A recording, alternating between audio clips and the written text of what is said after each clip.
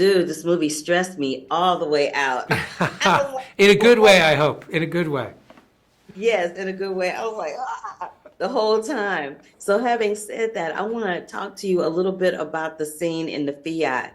How do you film something like that, especially with it going down the stairs? How do you plan that? Like, do you plan the shots? Do you do it one time? Like, just tell me about it. Well, specifically with the Spanish Steps, that we do what's called a previs, a pre-visualization, where we animate the entire thing and edit it together so you know every single shot that you need, so that you can build everything that you need to build, and there's very little guesswork in it. It gives you a lot of prediction.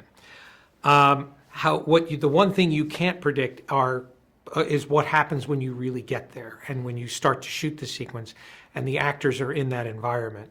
And I would say, to summarize the entire chase, you're in a car that we put an electric motor in it. It's given it a lot of power, way, way, way too much power for a car of that size. So its behavior is unpredictable. You come to Rome, all the streets are cobblestones. So no matter how you drift, no matter how you skid, no matter how much you rehearse, the surface changes every single time, so you can't predict where the car is going to go.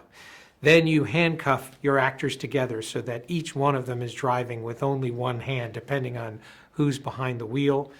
And on top of all of that, you have two extraordinary actors who are performing very delicate, very, very specific comedy with one another. Comedy is the hardest thing to shoot. It's the hardest thing to get right. And the comedy that they're involved in would be difficult if they were doing it around a breakfast table, and they're doing it on top of all of those other factors. And what really makes that sequence work more than anything else, I'd love to take the credit. It's the two actors. They are truly brilliant, at the top of their game, and just a delight to watch together. Well, you can take some credit. You wrote it, right? Oh, yeah, I did that too.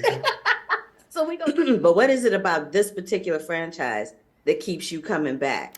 The opportunity, really, more than anything. It's Tom has been extraordinary in encouraging me to do exactly what I've always wanted to do on film. When you watch this movie, part one and part two, particularly, you're seeing every movie I've ever wanted to make all jammed into one place. It's really, I've had the opportunity on these movies to live out my dreams, and it's just a blessing. I'm very grateful to be here. It's a blessing to watch. It really is. Well, thank you. Let's flip back to the casting for a minute. In casting Haley Atwell, do you think that her Marvel background as Agent Carter gave her a little bit of edge in securing this part? I'll tell you what gave Haley the edge. Tom and I have been talking to Haley for the better part of 10 years. We've been looking for just the right vehicle for her innate talent. I saw Haley on stage years ago, and had the opportunity to meet her after seeing her on stage. And there's such an incredible quality to Haley as a person, as a presence, and it's something that I can't define other than she's got it.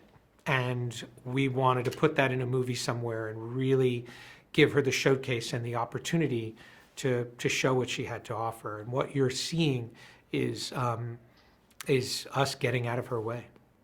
Listen, she did the daggone thing, and so did you. And last but not least, I got to talk about that Crag shot where he hops off in that motorcycle. I'm like, I'm going to need Tom Cruise not to do another stunt. We need him. We need him at the box office. I'm going to need him not to jump off of nothing else. No more trains, no more mountains, no more motorcycles.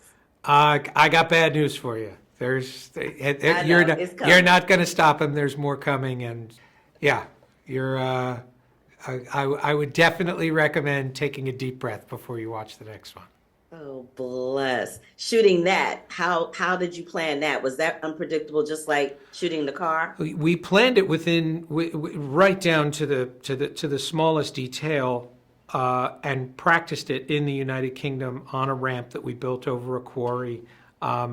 It just, until you get to the real environment, you can't truly predict what you're going to get. And of course, as soon as we got to Norway, everything that we had planned ran into variables that changed the entire plan. The difference on Mission Impossible is we lean into the chaos. We don't invite it, but we fully expect things are going to change. We don't go in naively believing that this time it will be different. And so when everything changed, we just adapted to it. So the cameras that we used, the way we designed the shots, everything that we had planned going into it, we tossed out on the day and shot it in a way we didn't quite expect. Within a matter of hours. It was very, very quick, the pivot. The one thing we couldn't predict is when Tom went off the ramp, what was going to happen, whether there was going to be a crosswind, whether the temperature was going to affect things. You're always trying to eliminate variables. There were just variables that we couldn't predict until we got there. So he truly, when he went off that ramp, he was going into the unknown. Ooh, Lord. Well, I'm going into the unknown with this part two, but part one, I know what I'm getting. Christopher, thank you so much for your time. I appreciate you answering these questions for me because I was riveted. My pleasure. Thank you so much. I'm so glad you enjoyed it. Thank you. Thank you. Bye. Bye-bye.